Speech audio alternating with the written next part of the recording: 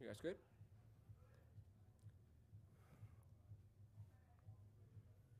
Okay, now we're joined by InterMiami head coach Phil Neville. We'll get started now. Evening, guys. I'm super pleased with the result and the commitment from the team. The clean sheet, 2 in 2 weeks now, is really good. You don't get clean sheets if you don't have a team that all 11 players plus the substitutions, plus the subs, are not committed to doing their job. We've not always had that, I suppose. And we had everybody. We had everybody committed to the game plan. We knew it was going to be a tough game. They were really experienced, best team in the conference obviously last season, and they're always going to cause you problems, but I didn't think they created any moments against us apart from some corners and wide free kicks and scrambles, but they never had any real 1v1s. Drake caught most things, and the back line I thought was outstanding, and when we went to a 3, I thought Ryan Saylor came on and played at the same level as Sergi and Chris McVeigh. So I was pleased with that aspect. I feel as if there's so much more growth in this team, in possession, particularly tonight. I thought we'd give the ball away at times carelessly, which meant that we were always under pressure. But I suppose the first 30 minutes of the game where we started, I felt as if we blitzed them early on with our energy, and really the 2 goals that won the game were probably 2 goals to win any game of football. So I'm proud of the team, proud of the squad, and we're making baby steps forward. We're getting questions now. Franco? Phil, congrats on the win. Well, I do have a question about the collective. I just want to ask you about Robert Taylor's golazo there. Your reaction said it all. You sprinted for Jorge, gave him a big hug, fist pump to the West Stand. I mean, just your thoughts and your vantage point on that goal. Yeah, well, I mean, yesterday I wasn't even going to have him in the squad because he came back on Wednesday from Finland, having been away for 2 weeks. But what people don't realise is he's worked every day with his old team in Finland. I don't know what level that they played at, but he came back in great shape, and we just thought that we would just need his quality to come on, and I thought his goal was really good. The way his chest set him up for the volley, and I suppose it was probably our one bit of quality in the second half. I thought Coco's goal and Coco's performance was really good. And I think in the 2 games, I think Gregory's been immense. So we've just got to keep moving forward. We're playing to a certain level. We're attaining a certain standard, and we've got to make sure we keep pushing the quality. And there's a long way to go. We know that it's a marathon, this league, and we've had 2 home games. We wanted 6 points from the 2 home games. Now we've got to go away and produce the same level of commitment. We'll go to Jose, then Javier. Thank you. Phil, it has happened twice in a row now this year that second half substitutions come in and make it, and have an impact in the result, not only in the game but in the result. How much can that help you build confidence around the club? Not only that, starters are very important, but you still have an opportunity coming in the second half to change the game for this team. Yeah, we have lots of options, and I think when Campana,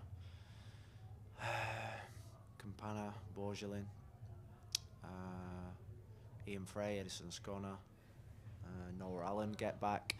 Jake LaCava is really close. Jake LaCava's been incredible the last 10 days, and he's going to be a real player for us. We've got some really good options, and we've got Robbie Robinson as well. So in a few weeks' time, there's internationals. I think we play Chicago here, and we may be down a few players that we're going to need everybody. And I think the team that start the game are not necessarily the team that are going to win you the game.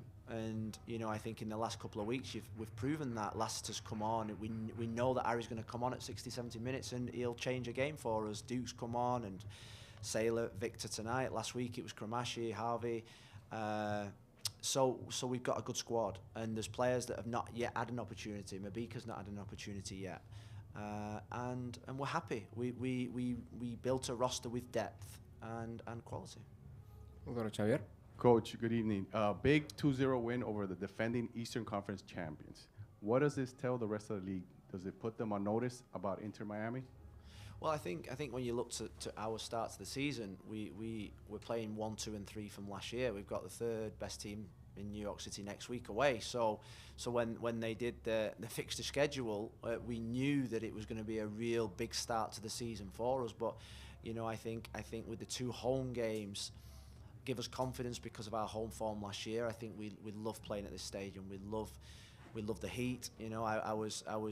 I was turning up the heat all day and doing sun dances all day, thinking that get that heat turned up because that's part of our X factor. And I just sense from the players all week their confidence from last Saturday and the Saturday before against Austin is building momentum, and we just got to keep it going. It's like I say, there's no celebration.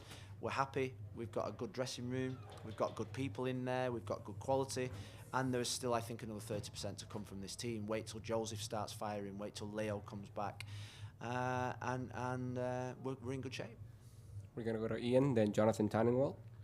Phil, congrats on the win. Gregory and Mota have been the solid part of that midfield for a while now, but it seems like they've just really enjoyed their play to start this year and bringing out the best of Pizarro as well, and Stefanelli even in bits and pieces tonight. What is it about them and that partnership that is working so well right now to just take it all the way to this next level for them? Well, they're good friends. They trust each other. They're almost yin and yang in the way that they play.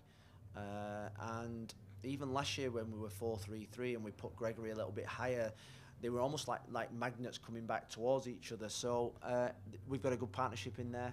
I think Motta's composure helps the team, and Gregory's leadership and the way he drives the team forward helps the team as well. So and we've got Rodolfo, who's playing some of the best football I've seen him play. I've got to say, I thought, when you think about before the game about like sub scenarios, Rodolfo's not the one that we're talking about, and I think that's big for him. I think when we tell him you're going to play 90 minutes, I think that gives him massive confidence, and he's running at the end more than everybody else. And I think with Rodolfo, I think when he shows that kind of energy, it proves that he's got his confidence. I think confidence and that energy go together with Rodolfo, and he's doing fantastically well. And Jonathan Tannenwald, and then Jonathan Segal. He was bored of that question. He was bored of me answering that.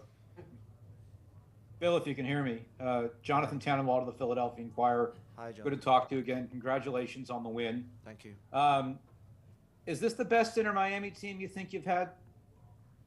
Well, I think it's too soon to start making big statements. I think this is just a continuation of the journey and the build from last year. We do feel like there's a different feeling around this football club.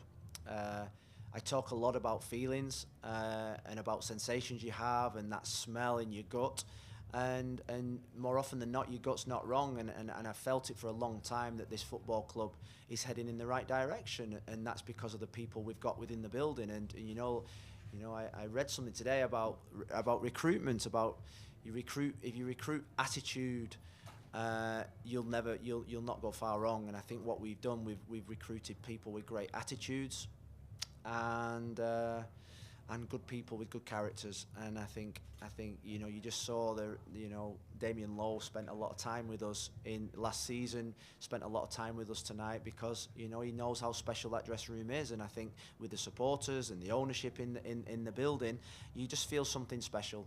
Not something special, you feel something different. And we just got to keep feeding off that. We got to keep filling this stadium. We've got to keep the atmosphere intense. We've got to keep making sure that this is our fortress, and we just got to keep going.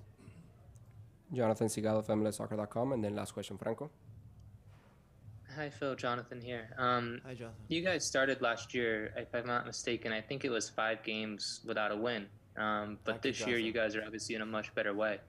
How do you compare and contrast those two? Because it's kind of funny to think about in a year just how quickly things can change for a club. Well, I think that's the MLS. Things can change so quickly in the MLS. I think last year we had 19 new players going into the season, and we started the season with some players not fit or not involved in the team. So we had to be patient, but I think it was the start of this build. I think what we've done in the first 2 games this year, we've brought down, or we've knocked down a lot of the psychological barrier of not winning in the first couple of weeks of the season. I think that was hanging over this football club. Now with the 2 games and the 6 points on the table, it puts us in a great position to go and attack the 2 away games that have got coming up against 2 really good teams. And we've got to keep grinding, we've got to keep working hard. I wasn't overly 100% pleased with the performance tonight, and I think that's a good thing, and the players know that they need to be better, the players know that they can improve, and there's still a long way to go. Last question, Franco. I'm filling in for Michelle. I got to do a 2-in-1 for you. Yeah. It goes back to a few years ago when there's a lot of games that you have coached, and there was a lot of games where you guys created a lot of chances but didn't put them away. Today, based on stats, you guys only had 2 shots on target, and they both went in.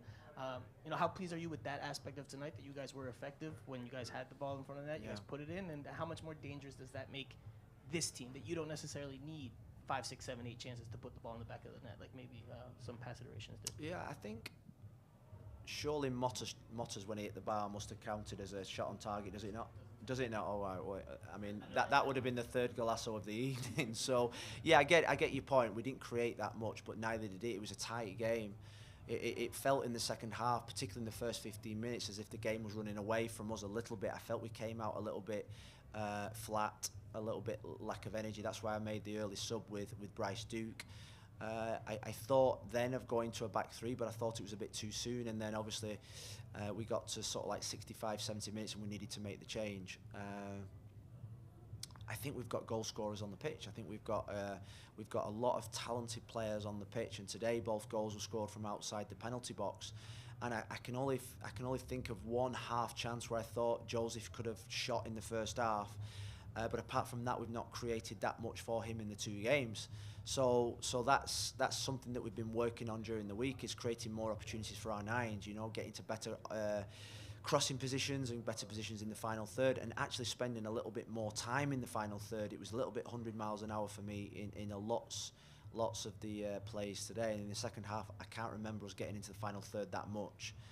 It was a really sort of like middle of the field, create phase type of game. But in the 2 games that we've had, we've been really ruthless in our finishing, and we've been incredibly ruthless in our defending. I thought tonight, I thought Chris McVeigh and Sergi and Saylor, and them 2 in the first game, plus the keeper, plus the 2 fullbacks, I think they've been really good. And we've got to keep up that. You think about last year, about the goals that we conceded.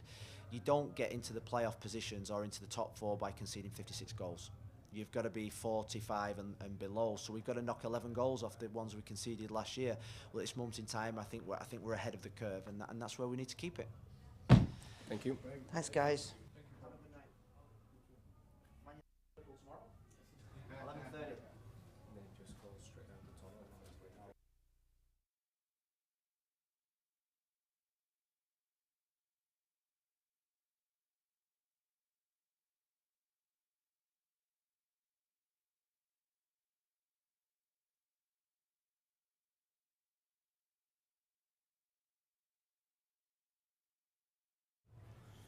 Now we're joined by attacker Robert Taylor. If you have a question, please raise your hand. We'll begin with Franco, then Jose. Robert, just the feeling to score that type of goal, especially when you just came back into the group after being away for a little bit. Just describe your feelings. How do you feel, not only to win, but to produce that moment of magic that delighted the fans and Phil, because Phil was ecstatic there during the goal celebration. Yeah, I mean, it's a great feeling to score overall, but score a good goal is even better. And it came at an important time of the game, so then I had big confidence in us that we're going to win the game now, since we're up 2-0. Jose? You can go ahead with the mic, it's fine. All right. Can you just take us through the play? Because it seems like you're able to control the ball. It seems like it's all instinct, but I don't know if you can actually explain that. But I want to get your take on the play, because you're able to control the ball and at the same time position yourself in a way that you can actually hit the ball. Can you explain that? Yeah, so I got the ball out wide, and I play into Motta, and I know that Motta has the ability to find those little passes through the line, so I make a run into the middle, and he chips the ball to me, and it just happens to come to my chest, and it's just like you said, it's like instinct. You just get it, and you just run through the ball, and I hit it well, so yeah.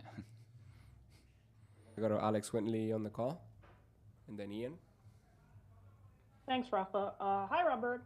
It's sort of a weird question, but like your goal celebration. I know you're a big anime fan, so I noticed it was a sort of an ode to an Attack on Titan. So talk to me, talk to me a little about that, and how good did it feel to score that goal and celebrate with your teammates? Oh yeah, like I said before, it's a great feeling to score, and the celebration's just a couple of guys we know we're watching the show, and we just agreed if one of us scores, we have to do it. Ian, and then we're gonna go to the back. Well, who were those guys? First off. Oh, it's Lassiter and McVeigh. Okay. Yeah. So you had a wonder goal last year as well, where you dribbled in around the box, and that was up for a goal of the year as well. And this probably will be. Which one, if you had to pick, did you like more, and what was the better feeling? Oh, probably this one. This one I prefer. I think volleys are always better. Hi, Robert. Hi. Daniel Solana from This Is Football. I just want to know, where does that goal rank on the Robert Taylor goals of all time? Probably top one. We're going to go to Xavier. Just 1 second.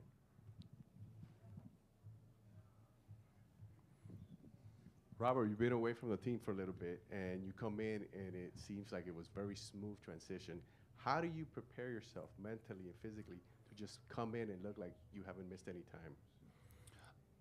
I mean, it's mostly to do with your teammates, how they're managing the game, and it's easy for anyone to come off the bench to help the team out because you got good players around you. There's no pressure in coming on. I think we got a good energy around the team, so I think that helps a lot. And of course, I've been away, keeping myself fit. I have to, but mostly it's to do with the players around us and what we're as a unit. What's something, Javier? Thank you, Robert. What's the competition like inside the locker room? Because in the second half we saw players that can very easily start. Duke, guys coming in that you were a starter here last year as well. What's the competition like inside the locker room? Oh, it's good competition. As you can see, we got good players on in every position, and it just makes everyone push even more, and it just helps us as a team to have competition. No one can be comfortable during the week knowing that they're going to start because there's no competition. So everyone has to be on their toes and give their all every training. So I think that's just a positive. Robert, high pressure is one of the instructions that you're receiving from the coach. High pressure. Yeah. During the game is one of the instructions. Yeah. Part of the plan. Yeah, for sure. I mean, we don't want to drop off if we're winning 1-0, 2-0. You don't want to just sink and allow the opponent to push and create chances. You just want to try and keep them as far away as we can from our own goal. So that's what the coach wants us to do: be active, be aggressive during the whole 90 minutes. Of course, there's times when you have to drop down. You have to be smart also. You can't just keep going and going. But I think we want to do that this year. We want to push and be aggressive and hard to beat. Good. We'll do last question. We're doing Franco and then Fernando. Go ahead. Yeah, start. Defensively, what would you think of the team today? Didn't give up a whole lot there. Drake did have to come for one really big save, but other than that, not a lot for him to do back there. What did you just think today? Second game in a row, clean sheet for you guys to start the season. Yeah, it's a great start defensively as well. And we want to keep that going. We got great defenders, and it's not just the defenders defending; it's the whole team. That's how it is. But it helps when you got a solid back line behind us. Last question, Fernando. Robert, last question, just to close it up.